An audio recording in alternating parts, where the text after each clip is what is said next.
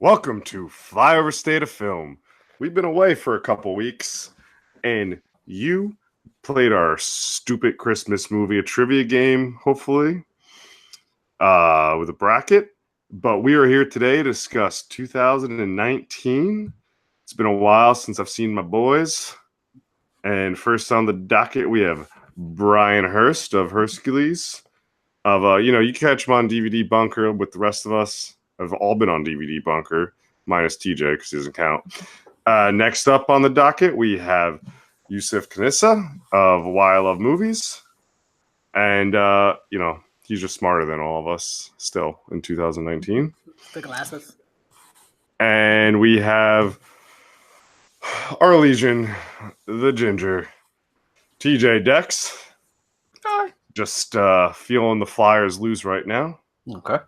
But that's for a different talk. Using a beard to cover his horrific lipless face from his He-Man related injuries. So let's start off the new year with the crack. Happy New Year, boys. Happy New Year. Good to see you, fellas. So what's up, guys? Not a I'm gonna goddamn do a perfect thing. fucking pour. I'll do it right here on camera. Ooh. I've already broken all my resolutions. For those who are not watching, Brian is attempting the perfect pour, and he is nailing it. Oh, that's sloppy.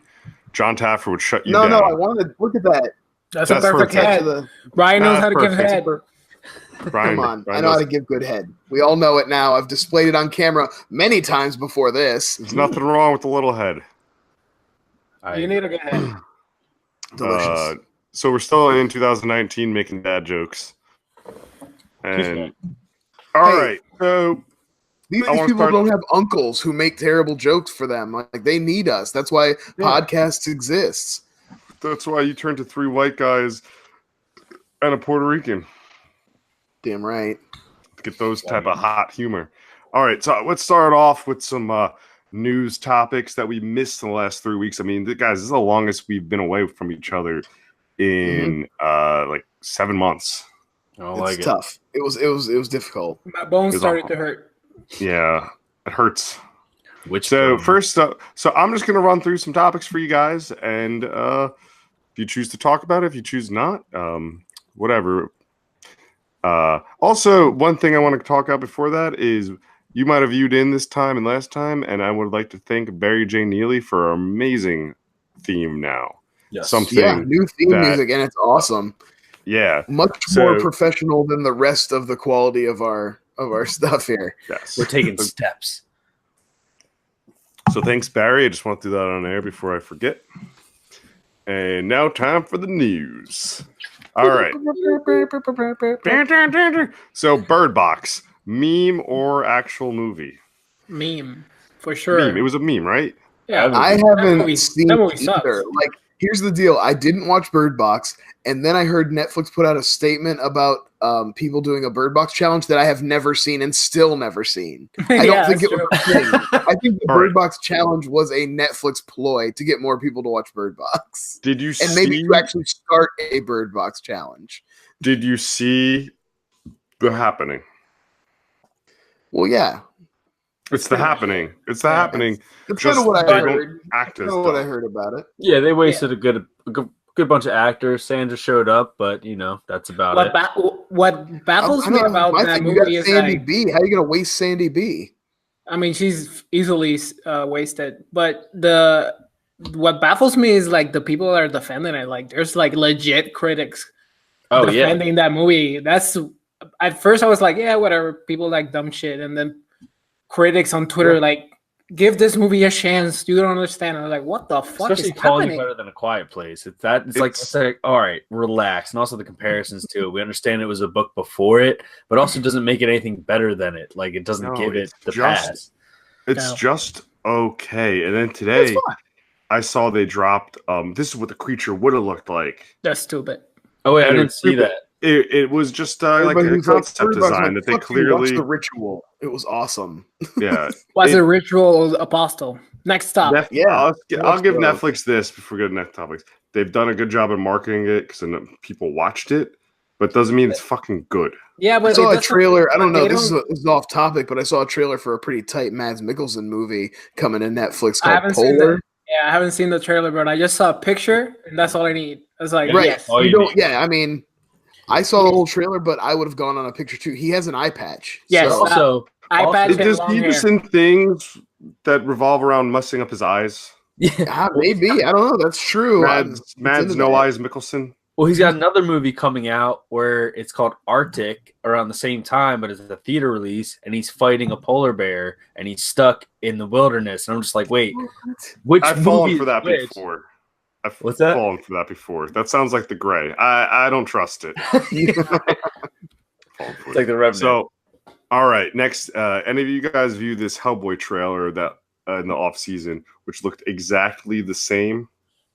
Yeah, doesn't it feel like they're redoing the plot of the first Hellboy a little bit, even to the point of like the truck pulling up outside the museum, and the kind of like they hit a bunch of little beats that felt really familiar to me. Yeah, they sold it like it was going to be darker and more akin to the comics, and then they just did a poor version of what Guillermo did. So I'm not excited at all. Jokes again. It's like the same thing with that.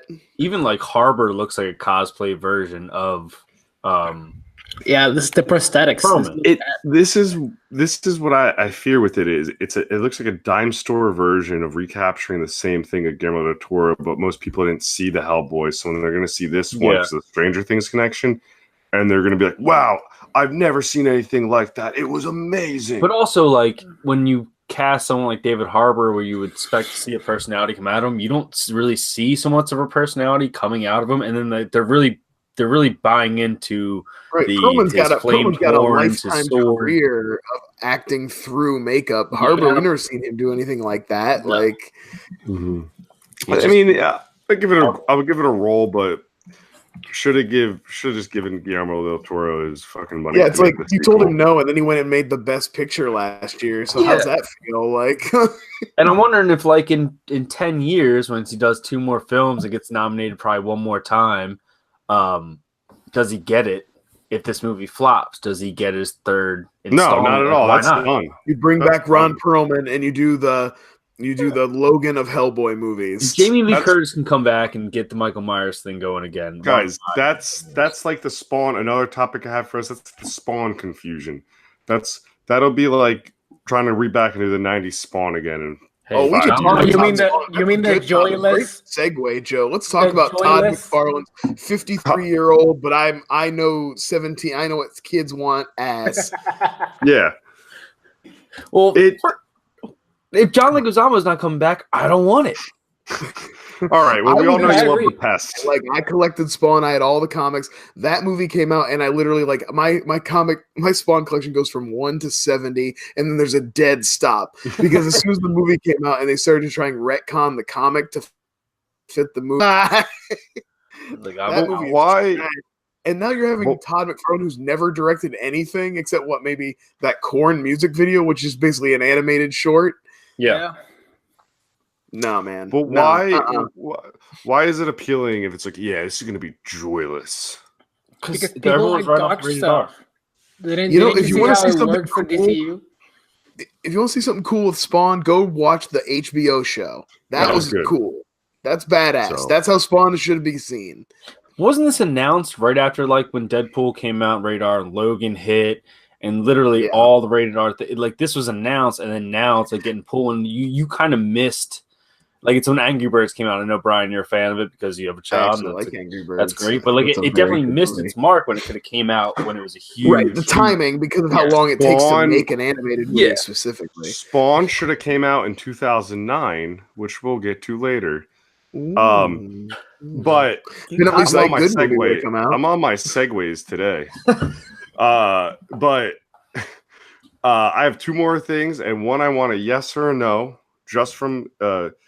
I guess all 3 of you, but more from TJ and Brian, sorry, Yusuf, is they reveal that Chucky in the Child's Play remake is going to be like an animatronic that they used on set.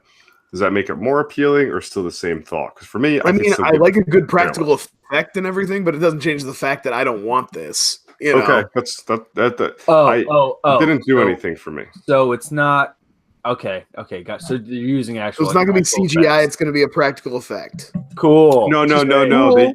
Yeah, fine. They use their great, but again, they use their wording very carefully though, because they said, "Oh, we used a puppet on set."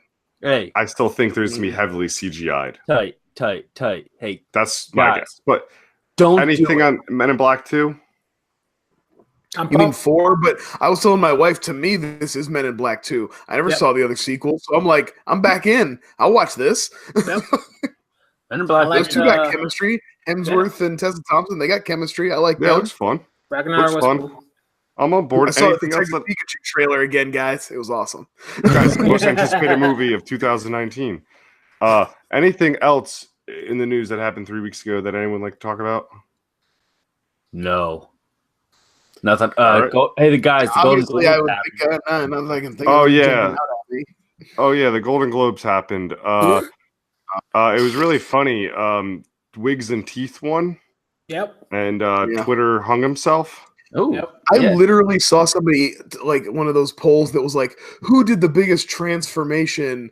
Nicole Kidman in Destroyer, Christian Bale for Vice, or Rami Malek for... I was like, the fucking teeth, you mean? Christian Bale changed his whole body. Ryan, but he grew teeth. Wigs, so those are real teeth. He grew them. Guys, but it was really hard because he didn't know Bryan Singer was problematic. He shouldn't have taken that role of a lifetime. Yeah. Like, I'm sorry, fuck you, Golden Globes, but not because that movie won, just because you're an asshole. Yeah, Golden Globes suck. Anyway, I don't give a shit about award season. I don't care. I didn't watch. I didn't know anything about it. I like watching small recaps on Twitter and shit. So I like watching the people freak out on nothing in awards season as if it's the most important thing, and then they're like, "Why are there so much hostility?" Because you're putting it out there. Yeah. Because you just got mad that someone didn't get an award for playing dress up. Yeah, I don't care about the awards, but I haven't eaten since then because I'm so sad about the awards.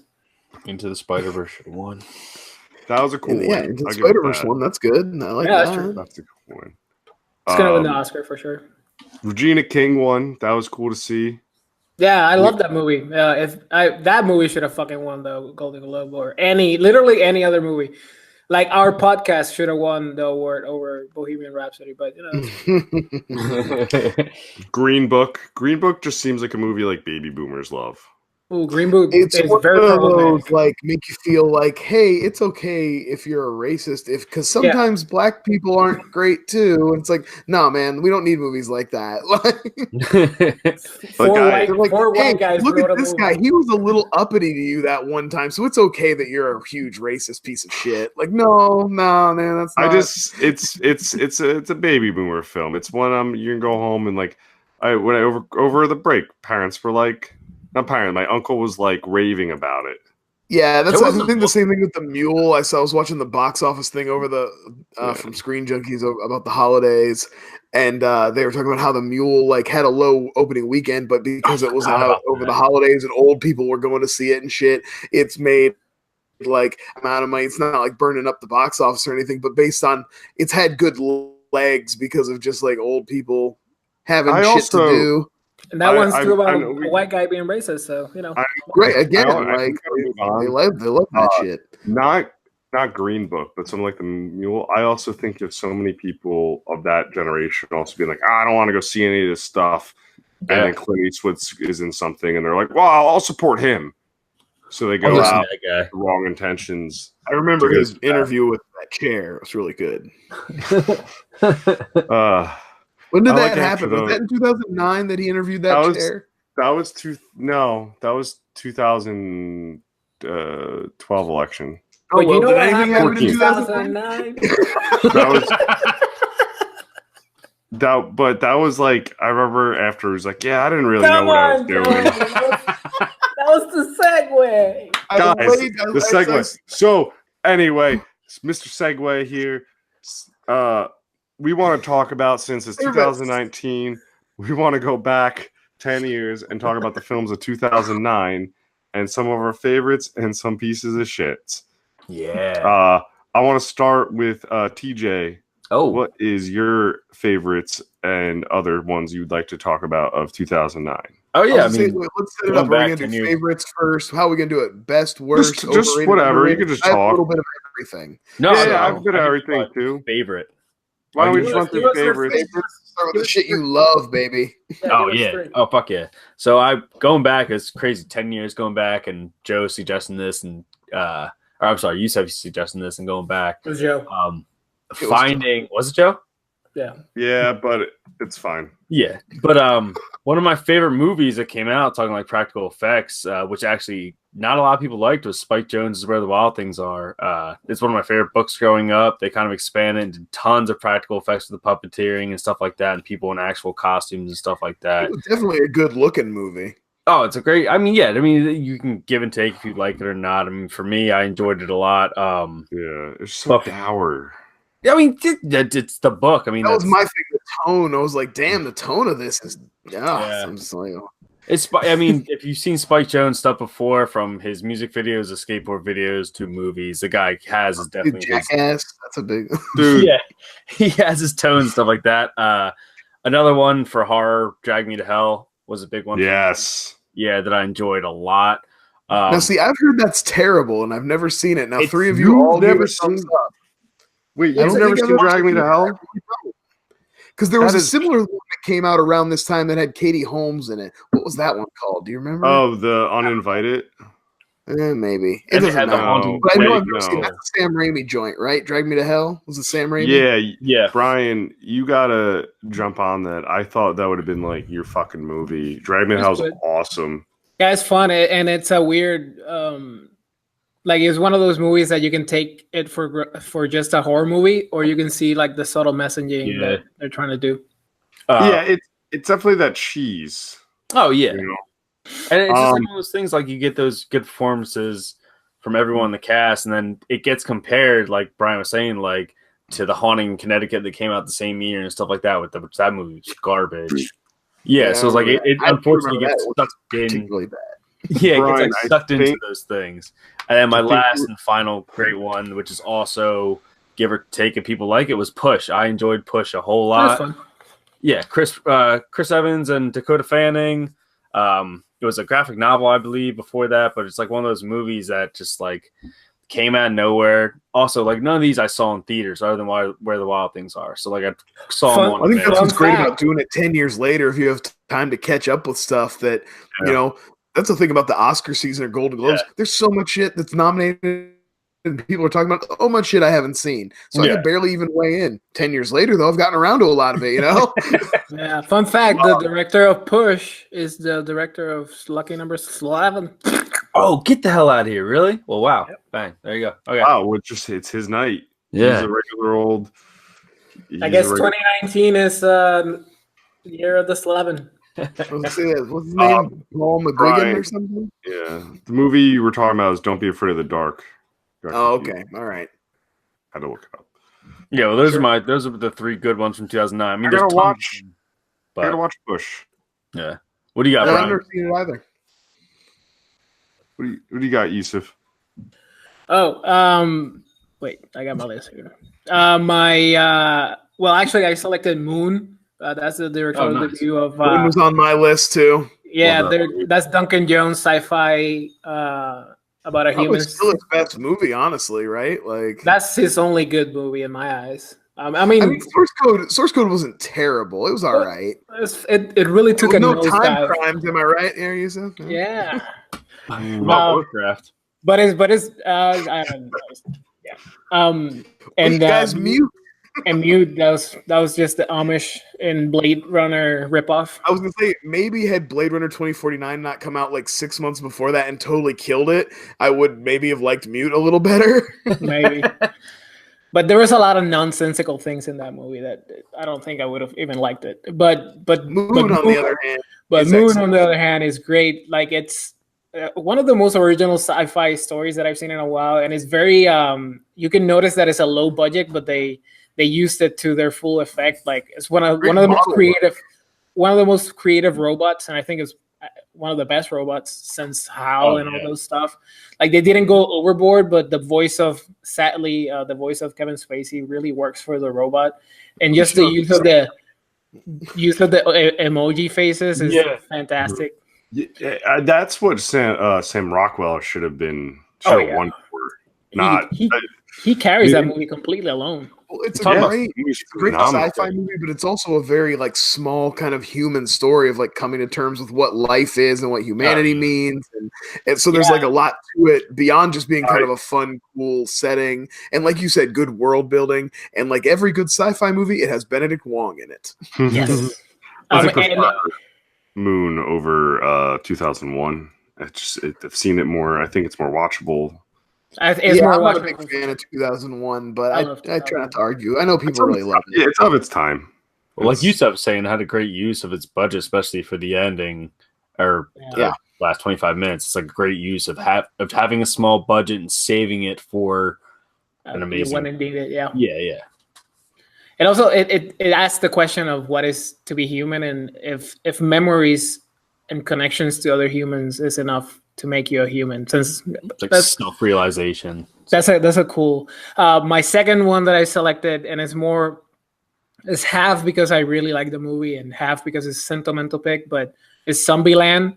That was my wife and I first date movie. That's on my overrated list, Yusuf. All right. Tell that to my wife. Your marriage is overrated. It's a totally valid way to criticize things, and it is more about my personal opinion and does not relate to how I feel about the way the movie is seen by the general public. Best part of that whole movie is when she's describing what Hannah Montana is in the car. Gets me every time. No, that's hilarious, but Bill Murray takes it's Bill Murray. Bill Murray. It's all Bill Murray. Bill Murray and Woody Harrelson just crying his eyes out. It's so good. In all honesty, it's a fine zombie movie. It just wasn't for me. It's good. Funny. Fun double. Brian, I think it's on full circle though of not becoming overrated anymore. But for that time, for like 5 years, it's gonna get the. Well, and I was talking about this the other day when I was talking about that movie Cooties. I was already kind of done with zombie, Walking Dead and Zombieland were coming out, even though they've gone on to like continue progressively and like zombies. It's not one of those things that really was a fad. It's really stuck around. But by the time we had 28 Days Later, the Dawn of the Dead remake, Shaun of the Dead, I was pretty much done with zombies for a while. I was like, I'm good, and so like some of these movies are fine, but I just was just like, no, thank you, So it's not I agree. There's been a couple of, especially this year, there was a couple of the best horror movies that has come out in 2018, and if it's like a vampire or a zombie, I'm like, I'm good. I'll see you later. Yeah. And there have been some really great, quirky, kind of like under the radar zombie movies I've loved over the last couple of years. So it just has to be open to whatever your personal tastes are, I guess. Well, I was gonna say go ahead. Lukewarm takes here on Flyover State of Film. No, I was gonna say that's a good thing. Hot takes with Brian. Yeah. Well, the good thing about zombie films is you get at least good one every 5 to 7 years that maybe stretches it. Vampires, you don't get any. No one really has a fresh take on that. But I like the last one that I really like. Really good. The last two vampire movies that I really like was What We Do in the Shadows and No Lovers Left Behind. Those two I really like. No Lovers Left Behind was just some pretentious, vampirism is a euphemism for heroin addiction. Oh, look at us. Let Me In is a much better great movie. Vampire movie. Both Let the Right One In and Let Me In. The remake. Yes, I like a great remake. And What We Do in the Shadows. We've already talked about them. So fucking good. Well, I was gonna say also Zombieland. Amazing, and it's like it's like under 90 minutes. It's like a perfect tight comedy. You can throw that shit on anytime. I would say the Fright Night remake also solid vampire movie. Well, I was gonna say if you want to do like a good back-to-back showing for 2009, just going off of Zombieland now, do Adventureland, right into Zombieland because both came out. So 2009 is officially the year that Jesse Eisenberg stole Michael Cera's career. Pretty much. Michael Cera was coming in hot off Arrested Development. It was just ended, and he was like, "This is it, it's my time." But then he never did the chin, and he got that weird mousy face. And Jesse Eisenberg just swooped in. It's like, "Look, I got the same energy, but I look like a person." Swooped in, and then the next year, he had the Social Network. Oh yeah. Yeah. Oh, you got another one you stuff? And then he did the same role forever. And then he sued the indie film that he was in like 10 years prior to that. After that, I didn't know that. Yeah, Google it. Yeah, he lawsuited one of those DVDs. Google that it, was man. like, just Google it. Just get on that Google machine and look up the lawsuits. My last one is I don't, not many people know about it, but maybe you know the director because he kind of hit a bit with Nocturnal Animals. This is the directorial debut of Tom Ford's. It's a single man. It stars Colin Farrell, and he's going through a rough patch. Like he's depressed because he recently lost his boyfriend in I think it was a car accident. And he's literally just setting up all his life, all his worldly belongings. He's just setting up everything to kill himself, and everything will be in order for like his family or friends or whatever the case may be. Hold on. And I thought a single man was the Coen brothers. That's a simple man. Simple man. Also, I'm sorry. We're talking about morose and sad and where the wild things are. This sounds super sad. It sounds super good. But there's a difference, TJ. I'm going to the movie Yusuf's talking about. Actually, it's okay. So I want to spoil it, but the way that the movie sells his depression is through the color palette of the movie and how they slowly start to add in color as he kind of climbs out of the depression, and he finds love in the happiness of his friendship with Julianne Moore and a new friend that comes into the picture. It's like it's a fucking beautiful movie. Julianne and it has Moore, a bittersweet ending. Like it's one of my all-time favorite movies, and I rarely talk about it because it's very personal. It's like one of those movies that you have in your back pocket, and you're like, "This is my movie." Bringing us that tight prestige content, baby. See, cinephiles can listen to this show. It's not all blockbusters and dude bros. We gotta hit foreign and also, critic. Yeah, this guy could be at the Golden Globes. He could be a foreign press. You know why I love that Hangover? Because of chicks. How about you, Brian? What you got for 2009? I was shocked that nobody's mentioned this one yet. This was a big one for me from 2009. District 9. Yeah, I fucking love District 9. Great. Did you wait? Did you see the prequel? Did you see the prequel, District 11? I don't think so. District 11? Nobody saw District 11? Oh, no, I'm not. Right. Sorry. Not good. I don't like it. I don't like that. Hard pass. My pick with your bullshit. That's horse. That's inappropriate. We respect District 9 is a legit great movie. It is amazing looking special effects on a budget. Clearly a movie with like a movie that could have a heavy-handed message, but handles it pretty well. I mean, it's not like they're like sly about what they're trying to say, but I think it's done in an interesting way, and I think that's when sci-fi is at its best, when it's used to kind of like show social issues in a way that can kind of reach more people. And I think District 9 is a really great vision of that. And that's the coming of Charlton. Oh, I was gonna say, is his first? Yeah, absolutely. Charlton Copley cannot be said enough. Any movie he's in, go watch it. Just go watch it. It doesn't matter what it is or if you think you're gonna like it. Even Hardcore Henry. Awesome. Hardcore Henry? Really? He killed in Hardcore Henry. I'm just asking. This is the whole reason I liked Hardcore Henry. I was yeah, with him, he plays like 10 different roles in that, and he's so good. Also, I think it came out last year, Free Fire with Armie Hammer and Brie Larson. And it was like a little gritty action movie set in the 70s. It's great. Check that out. I like movies like that, which kind of reminds me. It's in Prime if you want to watch it. Oh, really? All right. Another one that was on my list for those of you out there who have kids or enjoy animated films. This has been one of my favorite kids franchises. It started this year in 2009. Cloudy with a Chance of Meatballs. Yeah, that's a great one. Same directors that won the Spider-Verse. Yeah.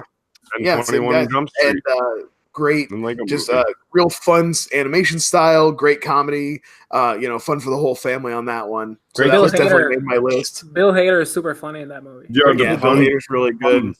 The And it's food Anna puns. Faris, I think, is the female I think lead, so, right? yes. Yeah, she is. And then as far as a top 3 to round it out, one that I think often imitated, but it should not be taken away from the original that kind of started almost a new genre unto itself, the old man ass-kicking movie, Taken. Yeah, The I have it original on my Taken. honorables. No matter how bad the sequels got or how many like knockoffs have come since, you gotta love Taken. Taken gave us John Wick, so you can't deny it. It's great, and it's still the first one still holds up pretty well for me. And also I completely forgot that would have been probably on my list too, because I saw that after. Again, like these movies that come out in 2009, like if you didn't see your Star Trek in theaters, or if you didn't see your Terminator Salvation in theaters, you saw these a little bit later, but they all resonated and stayed with you for like. There's some good ones. Sure. What about you, Joe? My favorite movies of 2009 were Year One. That's so much. Are you Bradley playing a joke Cooper. here? I think I am playing a joke. I fucking hate those movies. Year One was the only movie I've ever Year walked One out is of. one of my underrateds. I Oh, love Year One. The only movie I've ever walked out Harold of. Ramis as Moses. And I went right into the proposal, and it was a much better fucking time. oh wow! wow! My favorites are Inglourious Bastards. Nice. Is Bringing the bear, you man. Yeah, that movie does not feel like 3 hours. I think it just moves. It has all these great performances. It introduced us to Christoph Waltz. And he did the same It person. grew on me too. I wasn't in love with it. Like, I don't think it lived up to my QT standard at first, but the more I watch it, the more I like it. It probably has one of the best openings later ever. movies all do that with me. It's like I always need multiple watches with his later stuff to get. The more I watch it, the more I enjoy it. Yeah, I think it's his most Quentin Tarantino's most like well-rounded movie of today. Like not I think Pulp Fiction for me will always be his like standard. I mean, that was his coming out party. That was a movie that really just like stood, and that's a very well-rounded movie. But Inglourious Bastards to me is it transcends just Quentin Tarantino. Yeah. Love that movie. And also it does a great thing where he does the history flip where you get one of the best scenes ever at the end. Yeah. I love Very the satisfying history element. That's great. Yeah. It's so good. And another one that I think and this pick is The Hangover. The Hangover, actually, it's a great comedy. It became overrated because of, I think, the audiences. But that first one is just a phenomenal comedy. Those don't come out that often. I was trying to think of a movie from 10 years that is in that same rank of, like, raunchy, but still really good.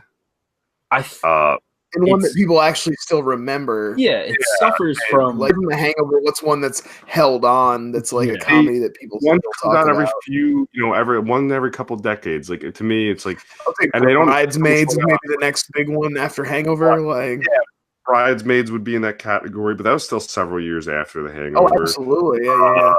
Superbad's there. In that same vein. Well, that's my next one, but I don't know. That's not that same kind of.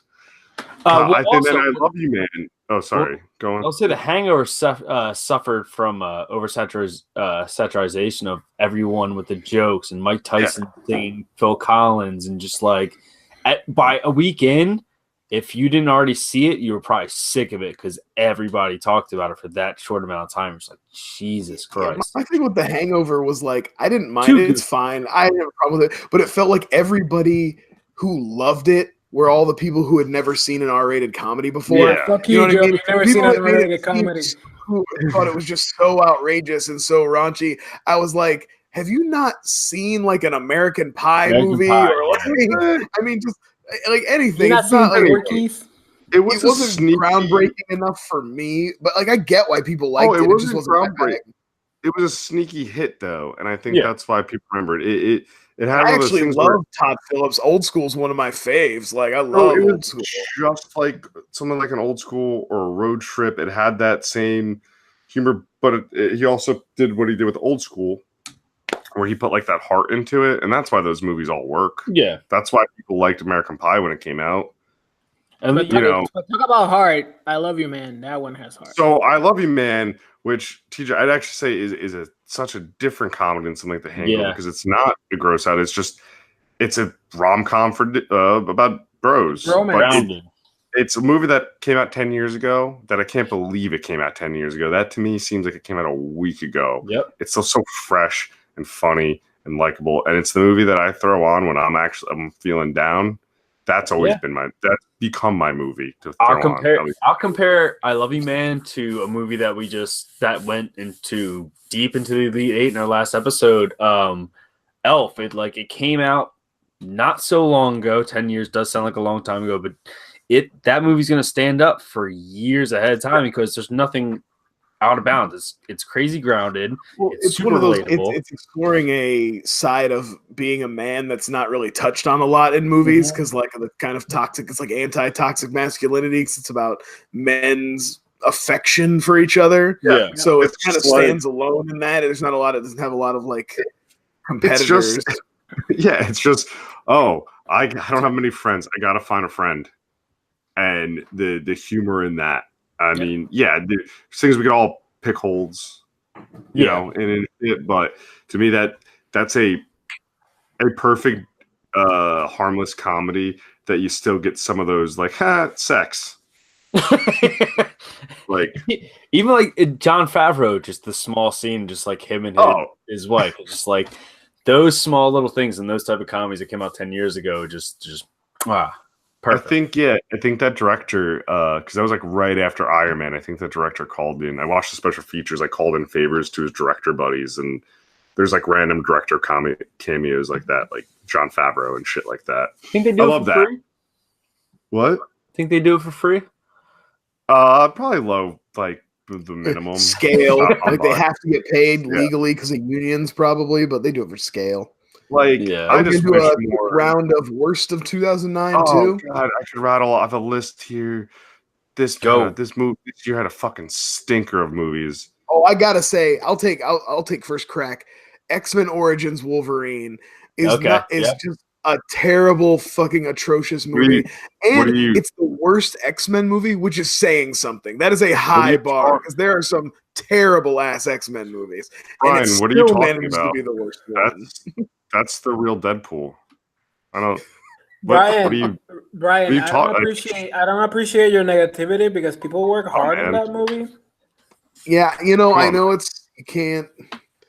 Come on, Taylor. I know you're not supposed to criticize art in any form, but still, I'm telling you, that shit was trash. It was bad. It was bad from the day it came off. You know what? Those animated claws. Yeah, it was so terrible. It looks like some Roger Rabbit shit. What else you got?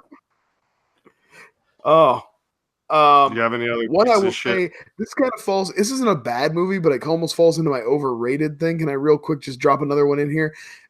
Hurt Locker won the Best Picture that year. That's one of those ones that I don't think holds up very well at all. I don't think looking back, anybody's like, the Hurt Locker was definitely the Best Picture. Isn't Chris Pratt in that? It's just because movies about soldiers always get nominated for Best Picture, and if there's not like a strong contender, they give it up. But I have that movie was. I have an underrated movie that I completely. If you haven't seen it, it's a horror movie. I mentioned on here before. Go watch Ty West's House of the Devil. I love that fucking movie. We don't have to talk about it. Just watch it. It's creepy. It's slow. I wish he still fucking made movies. I got a bone to pick with 2009 because they wasted the rundown team up of Sean William Scott and The Rock with Area 51, an animated film where a human lands on an alien planet. Little Shrekier aliens. Yeah, is that a movie version of the video game Area 51? I thought you were going to mention Bulletproof Monk. Yeah, but it was like, why wait? That was with Long. Young Fat. And also, I don't know if any of you guys are a big fan of Napoleon Dynamite, but this guy was coming off of Napoleon Dynamite and made a movie called Gentlemen Broncos. If anyone's ever heard of that, no, it is the worst movie of 2009. I have a few others. You have the awful movie All About Steve with Sandy B. How could you waste Sandra B, huh? She also won a Razzie and a Oscar in that same year because that happened. Paranormal Activity is a good movie, and that sucks balls. Whoa. That year. Taking Woodstock sucked. Dance Flick's horrible. We've already mentioned the awfulness of year one. I don't watch a lot of like I have a pretty good sense with like avoiding movies I know are going to be bad, but some that definitely got me, like Public Enemies with Johnny Depp and Christian Bale, was just a big disappointment. It wasn't terrible or anything. It was just like you know. How about and then 2012 came out this year, and that was like the end of the disaster movie. Like we were finally done with the big what's his name that does all the Roland Emmerich style. Like we finally were like, fuck this sucks. I think 2012 was that nail in the coffin. Halloween 2 was fucking bad. One I do want to mention, even if you like the first one, which very few people did, 2 was very bad. Yeah. Yes. The Box. Does anyone remember that movie? Yes. Yeah. Frank Langella's in that, right? That was a bad movie. It was like Cameron Diaz. I forget the male lead besides Frank Langella, but man, The Box was one of those great concepts. Awful. It feels like a Twilight Zone episode stretched out to try to be a movie, and they just didn't have enough to like fill it out. Yeah. So I think we covered some bad movies. And then this did give, I don't want to call it that bad, but it wasn't good. The Last House on the Left remake. I've seen it. I enjoyed it. It's fine. We didn't talk about Watchmen, which I think is a movie that. Oh yeah, so honorable mention. I don't know how it was.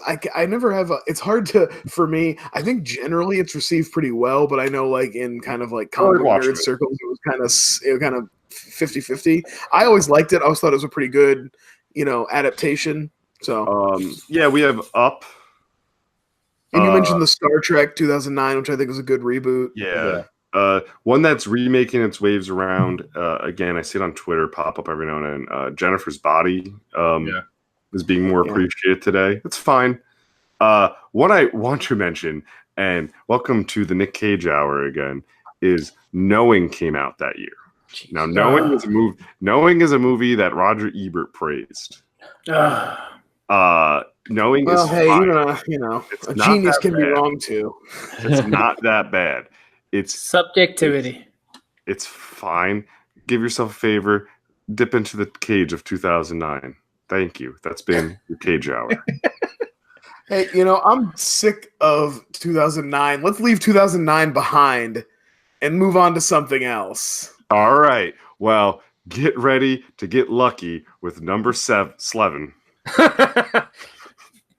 All right. So we watched Lucky Number 11. Who picked this movie? 2006. Oh, I picked this movie because it was my turn to host, and I just thought it'd be a fun revisit. I basically call it a Quentin Tarantino knockoff. Oh, so hard. I've got another director in mind that I want to talk about that I think heavily influenced what we saw here tonight. Before I begin, we begin with the discussion. I just want to rattle off a few things about Lucky Number 11. Great. It had a budget of $27 million. It had a box office of $56 million, so it was marginally a hit. It's still coming in. I would call that a hit. It did well. $27 million. That's an expensive towel. If this movie came out today, it would be in the red box. You'd walk by it on your way to buy lottery tickets. Yes, it has a good cast. And Ebert, I want to read his blurb pulled from Rotten Tomatoes. It's the worst kind of con. It tells us it's a con, so we don't even have the consolation of being led down the garden path. The rug of reality is jerked out from underneath us in the opening scenes. Before long, the floor is being dismantled. Sure. He didn't like it. He's not wrong. Like I said, Genius. So this is a movie. I thought, when I picked it, I thought, man, as you could see, I couldn't think of anything. And if you watched last week, and I saw it on my shelf, and I said, oh, I remember that movie being fun. Oh no, I sat exactly where he sat, and I made my eyes go exactly where his eyes went. And guess where they went? To that goddamn movie, and I don't understand how. It's the red box. Yeah, maybe. Right, Maybe. it does have that red box and that snappy 2007. Well, that's font that's like a bro movie, right? The Boondock Saints, The Way of the Gun, The Usual Suspect type of poster that you see in any dorm. Yep. I would definitely call this of like, yo, man, I got the Boondock Saints, and then after we'll put on some Slevin. Dude, hell yeah! Did you expect that exit wounds at the Blockbuster? Yo, man, you see Tyler Durden appear in scenes before he even shows up. You see the penis? Wow. Oh shit, man! You see that shit? Look, there's a cigarette burn. Dude, but I remember when this movie came out, and I loved this movie. I was 17, dumb and stupid. It's not. It's a slick movie. Like I think it's probably a great. It thinks it's so clever. It thinks it's so clever. So overwritten. It's so crazy overwritten. Every character is written like a fucking fast talking genius. Well, like when every character in your movie is like that, and they all are boring as shit. And they have a cool name. All of them have a cool name. The good cat, the rabbi, the boss, the fairy, Slevin, Slow, Elvis. The only one that had a normal name, they killed him in the beginning. I was like, "Did we need a movie about Nick?" I forgot all their names except for Good Cat. That's it. And it's another one that like it tries to twist too much. Like, you know what I mean? At the end with like you have the main reveal of like the thing we all knew that the kid from the story is Josh Hartnett. We all knew that was coming. Then they reveal Lucy Liu. Then they reveal Bruce Willis actually knew about Lucy Liu all the time, and it's just like over and over. Originally, end this fucking movie already. Originally, they were just gonna kill Lucy Liu.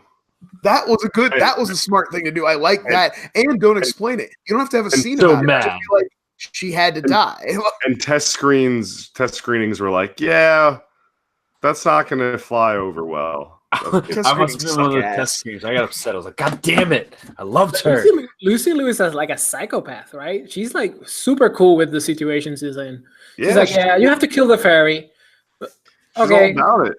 Yeah, and she's real, like, her character's real kind of ditzy and beboppy around, too. Like, she's so cool in so many other movies. I don't know. I was like, what are you doing? What's going on with Lucy Liu? I like her as the love interest. Like, it's not like the typical blonde next but like her choice of actress, the choice of actress I guess I like. She works at a morgue. She's around dead people all day. You don't but they're already dead. She's not killing them. She'll be okay with killing. She didn't kill anybody. But she was planning the murder with him. They were killing bad people that murdered her. To be fair, he did dick her down. What we want to argue about? I'm on Lucy Liu's side, so. Like, how beautiful is Josh Hartnett's penis that you're willing to kill for it, though? You know what pisses me off about Josh Hartnett? And that he's a gorgeous gentleman in all of his movies. He has a chin line. He's got the eyebrows. Broken nose in this one. Hey, Josh. Brush your fucking hair, guy. I think this is the best brush hair of Hartnett's career. Hey, yeah, man. He was in the war before this. And fix your hair. You want him to brush his hair during the war?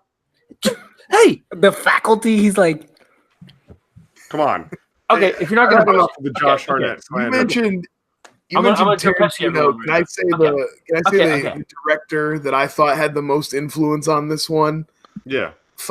I feel like this dude watched Snatch and Lock, Stock, and Two Smoking Barrels and was like, yes, I want to be Guy Ritchie also. Oh, this had Snatch written all over. There were so many all the like weird flashbacks and all the little story threads. And I'm like, that's even the beginning of Bruce Willis and doing my favorite thing, the Kansas City Shuffle, and then he does I hate that so much. And then he does the Charlie Chaplin thing, and he's like, you know what? That's a crazy story, and he's like Charlie Chaplin, played Charlie Chaplin in a whatever it was. He's like, that's a story. Third Like place in the Charlie Chaplin lookalike contest. I'm almost 100% sure that's like 75% of what Snatch had in like one of their scenes. I'm like, wait, didn't they say that in Snatch? That intro does catch you. I'm sorry. You're in that movie. You're like, wow, this could be a really cool movie. The movie doesn't live up to that intro. But the intro ruins the movie because So that's what Ebert's saying. He's like, they give it away right away. Yeah, you already know. They could have put it like somewhere in the middle and not give out so many fucking details because you could have Bruce Willis kill him in a clever way without. And also, there was no way that you watch the movie and you don't immediately know that the little kid is Josh Hartnett. Like, there's also, no. the little kid looks like anybody could watch. They don't show anybody getting actually like. They don't show him getting actually murdered. And I would say the biggest reveal in the whole movie is that Stanley Tucci killed his mom. That's the only one that you don't see coming. It has a great cast. I mean, you put the Tooch in it. And you know why? And like I speculated on this about why the cast was so good because I bet in script form this movie read really cool and smart. But when you sit down and you deliver those lines and those long monologues and that quippy dialogue, and like I said, every character talks the same, so they all have that same cadence and that same kind of delivery. It loses something. Like I bet it read great though. I think also guys like not so much Stanley Tucci, but I think guys like Ben Kingsley and Morgan Freeman take those jobs where like, oh, you're gonna pay me and this is gonna be really easy. I couldn't. Like, they didn't do much. I couldn't stand Kingsley Stevens. His cadence. I bet they got like a 11th of what they usually get though.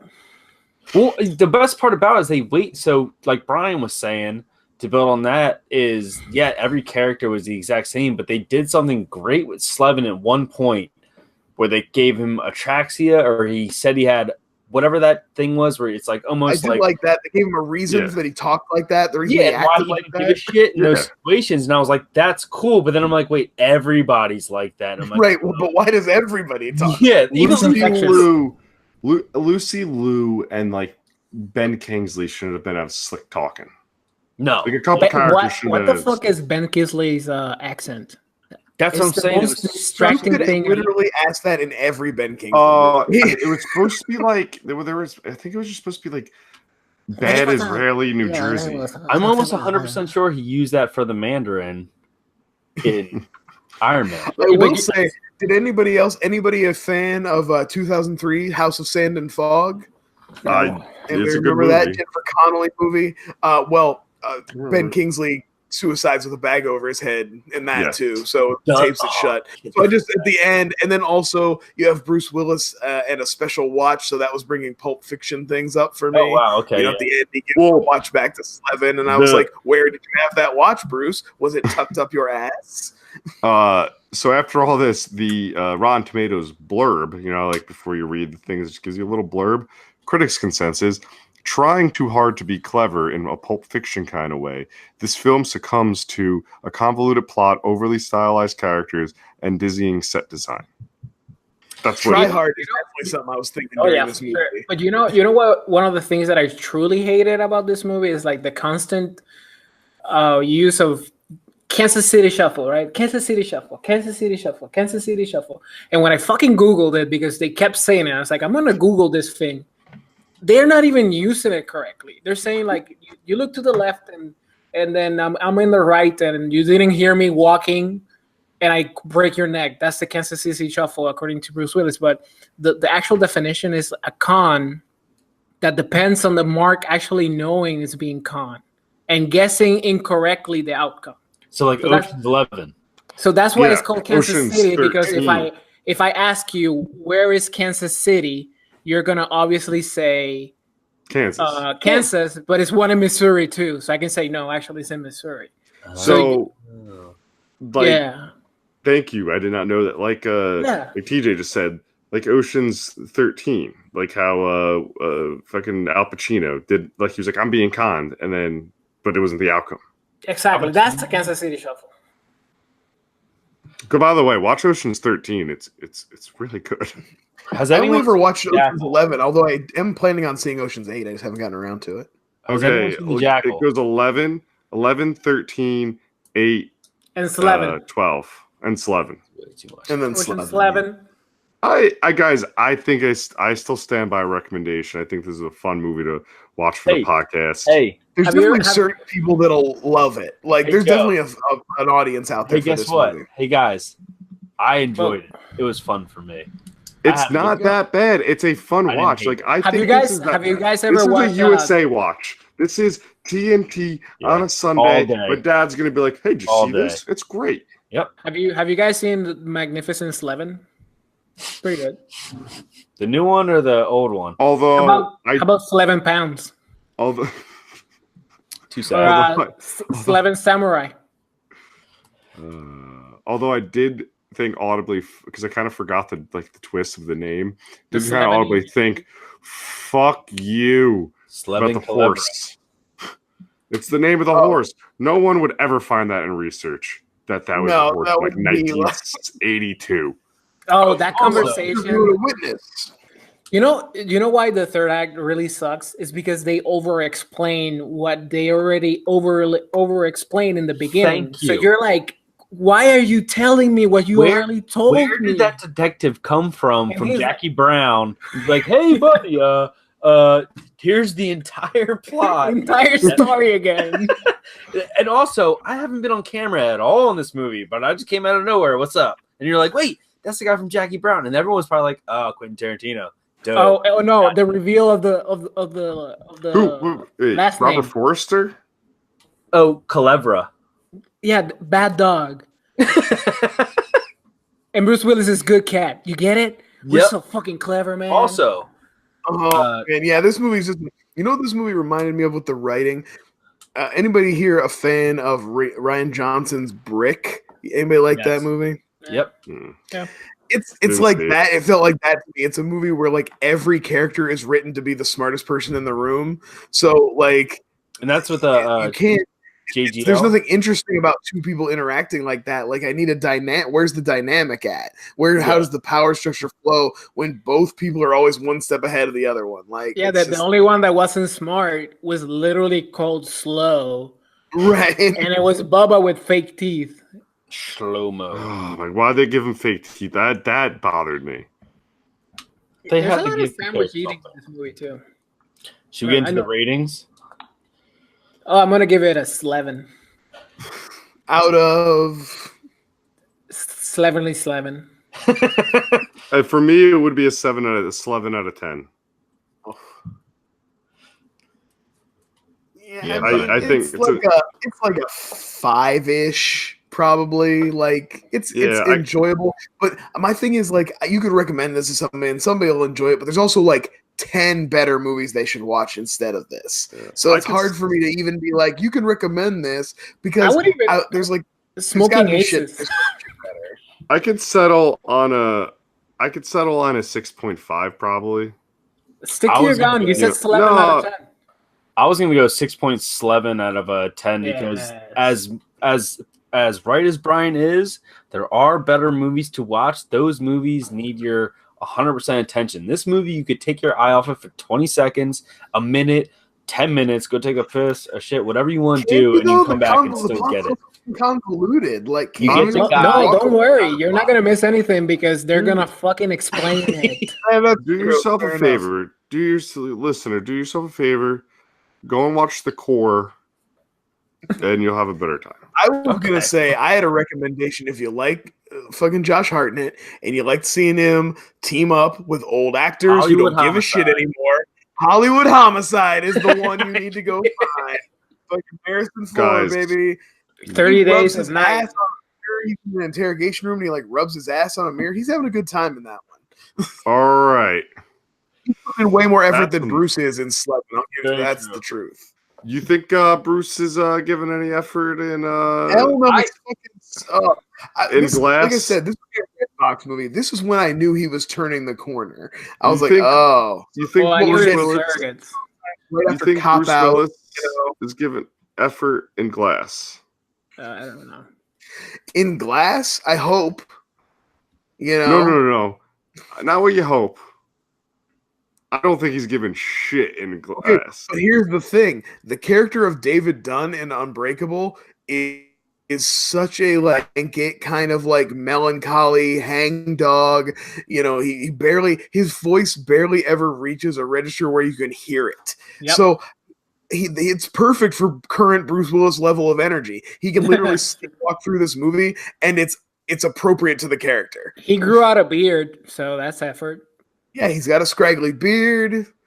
I already know the whole structure of this movie, and you know what movie?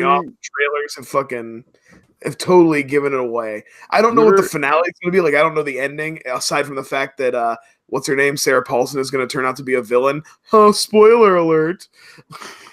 You know what? A movie I do dig of Bruce Willis where he makes fun of himself is Red. What's it? No, it's what. I like the Red movies. I'm sorry, this is not a good way to end the podcast. It's Robert De Niro is a film producer, and he's in charge of I think it's called like What's Next or some shit, and he's in charge of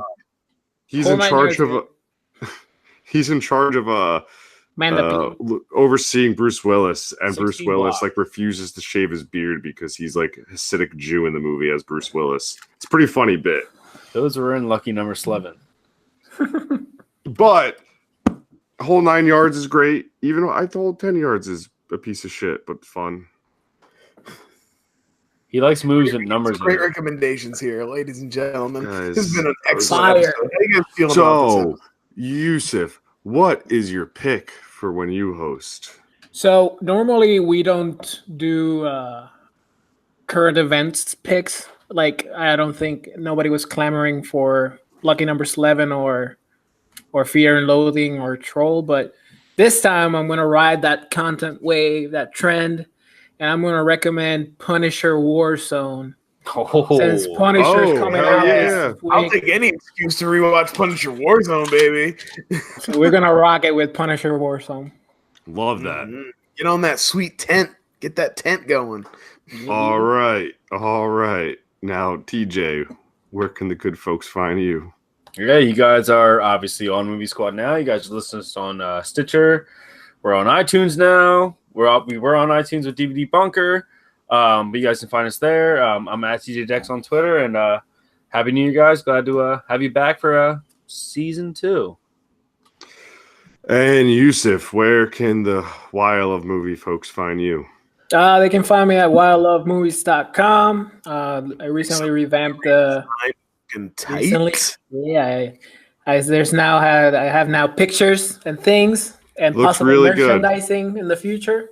It looks really good, dude. That. Thank you so much. And I'm restarting the categories again.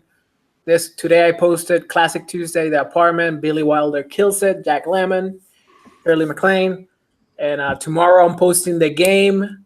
And on Thursday I'm posting Brazil. So look forward to that. Love it. I have the Criterion Collection of The Game. All right, Brian. Well, you're not allowed to say where you people can find you. Now, people can find me on the DVD Bunker, where you could find my catalog, where I did an episode about Lucky Number Slevin. And ooh, boy, do me and Matt get into it. All right. Have a good one, everyone. Be honest. No, Brian, anything you want to plug special? Check out the most recent DVD Bunker.